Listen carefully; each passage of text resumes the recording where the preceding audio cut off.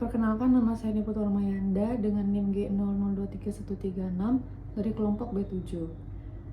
Jadi di sini saya akan menyampaikan laporan praktikum anatomi 2.1. Nah, terdapat kasus pada suatu hari Patrick pergi ke dokter karena merasa penisnya tidak bisa ereksi dan ejakulasi. Kemudian jelaskan mekanisme ereksi dan ejakulasi dan menjelaskan kelenjar-kelenjar yang bekerja pada saat proses ereksi dan ejakulasi beserta fungsi kelenjarnya. Nah, jadi yang pertama, mekanisme ereksi dan ejakulasi. Jadi, pikiran tentang seks akan diproses di MPOA, yaitu medial preoptic area, dan di PVN paraventricularis nucleus yang ada di hipotalamus dan hipokampus yang merupakan pusat fungsi seksual dan ereksi. Nah, fantasi tentang seks ini akan meningkatkan dopamin dan norepinefrin dan juga membuat kontrol kardiovaskular meningkat dan juga peningkatan detak jantung, lalu laju pernafasan sama tekanan darah. Nah, selain karena fantasi, stimulasi mekanoreseptor yang ada di glans penis itu juga akan mengaktifkan saraf parasimpatik dan menghambat saraf simpatis yang ada di arteriol penis. Kemudian, stimulus sentuhan akan diterima oleh nervus dorsalis penis sebagai reseptor aferen, terus dibawa ke segmen sakral 2-4. Nah, saraf parasimpatik ini akan dirangsang oleh nitrik oksid. Kemudian selanjutnya nervus erigentes sebagai eferen akan memberikan efek berupa relaksasi otot polos corpus cavernosus penis dan juga dilatasi arteri helicinae sehingga darah masuk mengisi cavernae, lalu tunica albugenia teregang sehingga vena menjadi tertekan. Kemudian dengan cara ini aliran keluar dari jaringan erektil dihambat sehingga tekanan interna itu meningkat yang menyebabkan panjang serta diameter penis bertambah besar sehingga penis berada dalam posisi ereksi. Nah, selain itu juga stimulus mekanoreseptor di glans penis juga mengaktifkan saraf parasimpatik ke kelenjar bulbouretralis sehingga akan menghasilkan mukus yang berfungsi sebagai pelunas sebelum koitus. Jadi mukus akan membentuk semen yang dikeluarkan ketika ejakulasi. Kemudian ejakulasi sendiri itu terdiri dari dua proses, yaitu emisi dan juga ejakulasi. Emisi itu transmisi semen ke uretra dan ejakulasi itu keluarnya semen melalui ostium uretra eksternal. Nah, kemudian reseptor aferen oleh nervus pudendus akan membawa rangsang ke segmen sakral 1-3. Nah, pada proses emisi ini dinding vas deferens kontraksi, otot-otot kelenjar vesikalis dan bulba uretralis juga berkontraksi, sphincter vesica urinaria juga berkontraksi. Kemudian ejakulasi menyebabkan kontraksi arteri helicinae sehingga bisa mengalirkan darah ke venula serta ditambah kontraksi musculus bulbospongius dan musculus ischiocavernosus sehingga bisa mengeluarkan semen dari uretra. Nah, setelah ejakulasi atau ekspulsi ini terjadi, kontrol kardiovaskular juga akan menurun sehingga detak jantung, laju pernapasan, dan juga tekanan darah kembali normal. Baik, selanjutnya adalah kelenjar yang berperan pada saat ereksi dan ejakulasi. Nah, kelenjar yang berperan yaitu ada vesicula seminalis, bulba uretralis, dan juga kelenjar prostat. Nah, yang pertama, vesicula seminalis. Vesicula seminalis itu adalah dua buah organ berlobus dengan panjang 5 cm, letaknya pada permukaan posterior vesica urinaria. Ductus deferens berjalan pada sisi medialnya. Jadi ini ductus deferens berjalan pada sisi medial. Jadi fungsinya untuk menghasilkan sekret yang mengandung fruktosa untuk nutrisi sperma dan juga prostaglandin untuk motilitas sperma. Kemudian untuk arterinya, arteri vesicalis inferior dan rectalis media, venanya bermuara ke vena iliaca interna. Untuk limfonya sendiri menuju ke nodus limfa iliaci interni.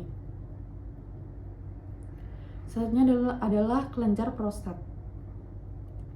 Nah, kelenjar prostat itu terbagi menjadi 5 lobus. Di bagian anteriornya tidak ada kelenjar, di bagian medius yaitu antara uretra dan ductus ejaculatorius banyak kelenjar, dan juga di bagian posterior yaitu belakang uretra di bawah ductus ejaculatorius itu banyak mengandung kelenjar. Jadi fungsi kelenjar prostat itu menghasilkan cairan tipis seperti susu yang mengandung asam sitrat dan fosfatase asam yang ditambahkan pada saat ejakulasi. Nah, sekret prostat ini meskipun dia mengeluarkan asam, namun dia bersifat alkalis yang berfungsi untuk menetralkan suasana asam di dalam vagina. Selanjutnya adalah glandula bulbouretralis. Nah, glandula bulbouretralis terletak dalam diafragma urogenital. Jadi duktusnya menembus membrana perinealis, lapisan fascia inferior diafragma urogenital, bermuara pada uretra pars spongiosa. Jadi fungsi dari glandula bulbouretralis yaitu menghasilkan sekret cairan mukus pada fase ereksi saat terjadi rangsang seksual. Nah, cairan mukus ini dia berfungsi sebagai pelumnas. Jadi glandula bulbouretralis ini dia homolog dengan glandula vestibularis mayor pada wanita. Oke, next, skenario Nyonya Puff baru saja menikah dengan Tuan Crab. Mereka menginginkan anak dari hasil pernikahan mereka dan sedang mengusahakannya. Kemudian jelaskan mekanisme fertilisasi hingga implantasi embrio pada proses pembuahan. Nah, jadi setelah penetrasi sperma, kemudian sperma itu akan masuk menuju ke ampula tuba falopi. Nah, untuk oosit sendiri nanti dia akan mengeluarkan fertilizin untuk menarik sperma agar mendekatinya. Nanti sperma ini dia akan berlomba-lomba untuk masuk ke dalam oosit. Jadi yang pertama, sperma itu dia akan melewati berbagai daerah dalam oosit sekunder untuk mencapai oosit, yaitu mulai dari penetrasi corona radiata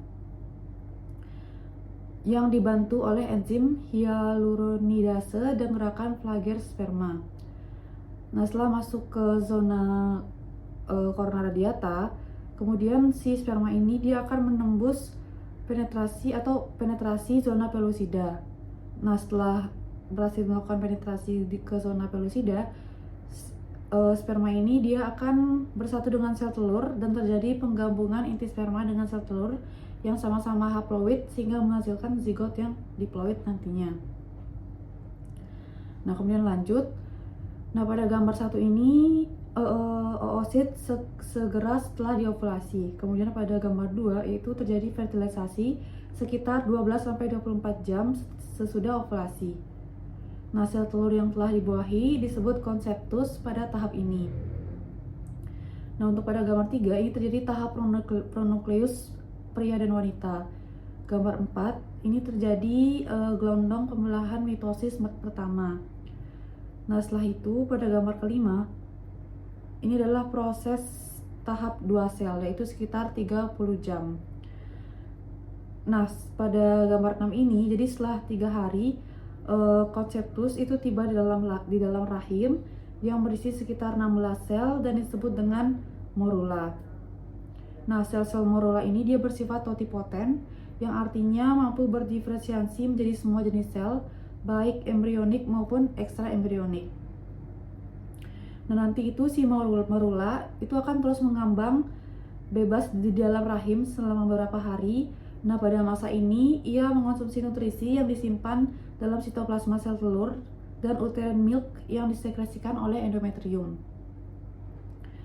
Nah, ketika sudah terdapat sekitar 1 sel, jadi sel-selnya itu mulai menyusun diri di sekitar rongga berisi cairan membentuk blastokista.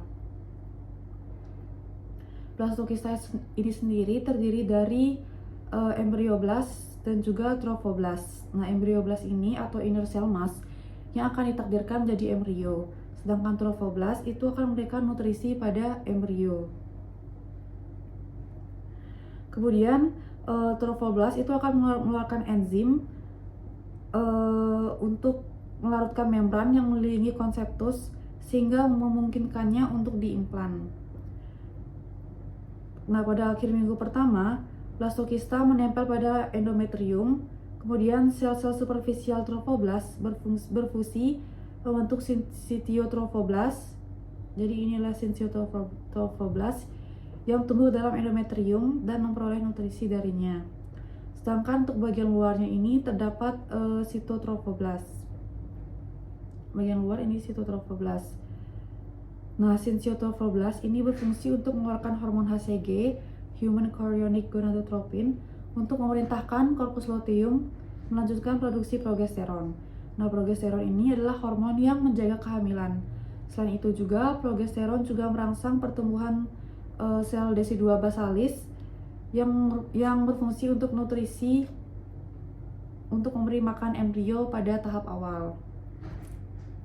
Nah, sekitar pertengahan minggu kedua, embrioblas itu mulai membentuk hipoblas dan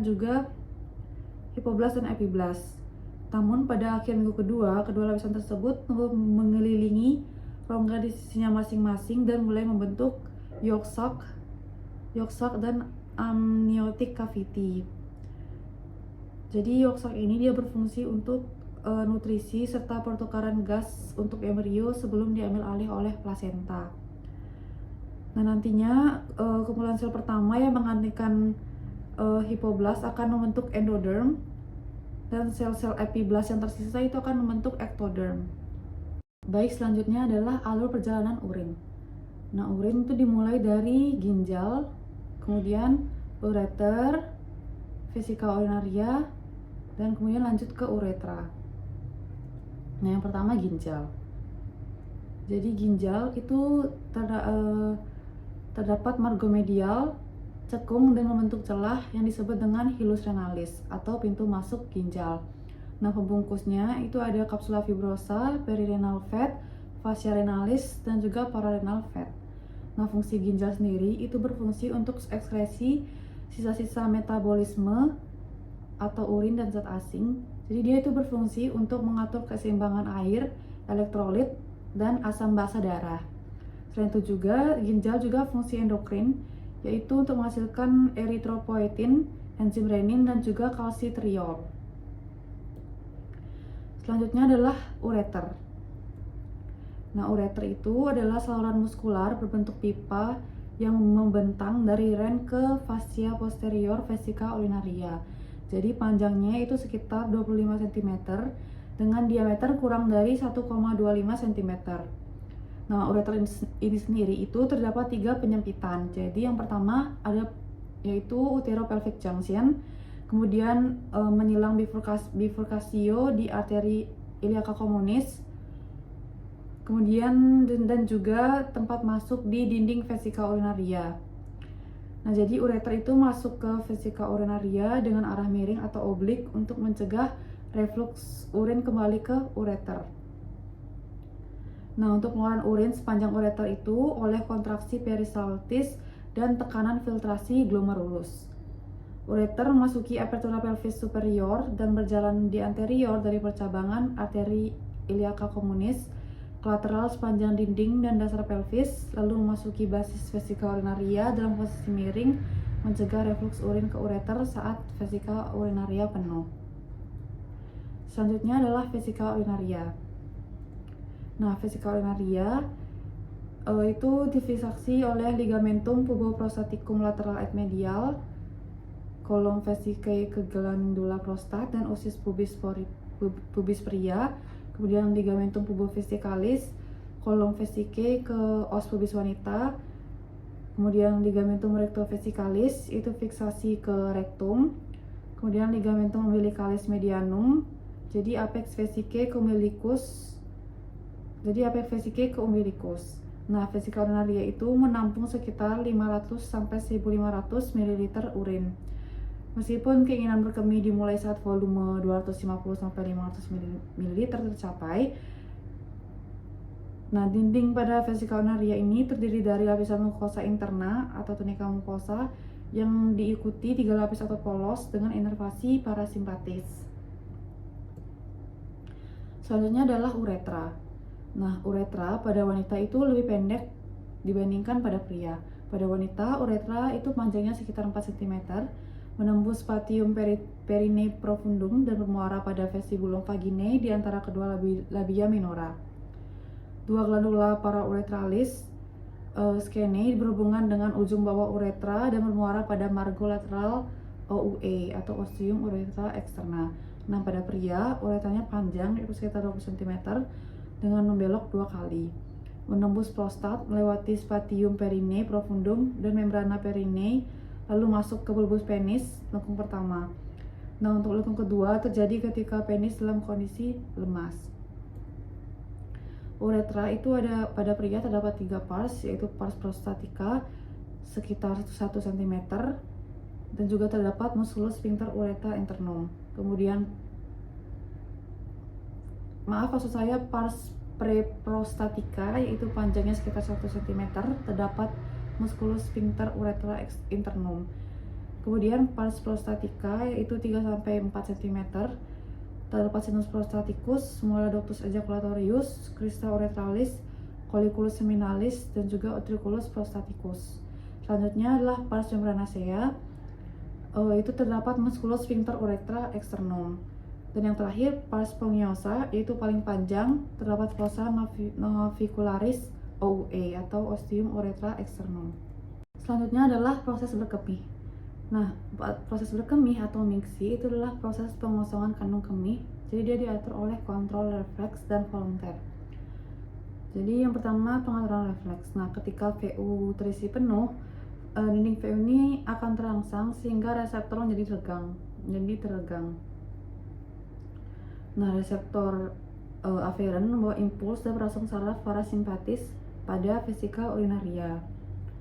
Jadi ini akan menyebabkan vesika urinaria itu berkontraksi dan menghambat neuron motorik sphincter urethra internus sehingga terbuka, dan sphincter urethra externus juga melemas dan terbuka. Nah, jadi urin itu akan masuk ke dalam uretra. Kemudian untuk kontrol volunteernya, ketika VU penuh itu menyebabkan keinginan untuk mixi. Neuron motorik terangsang, jadi sphincter urethra externus itu menutup sehingga tidak bisa melakukan mixi, sehingga tidak berkemih. Oke, sekian presentasi yang dapat saya lakukan. Terima kasih.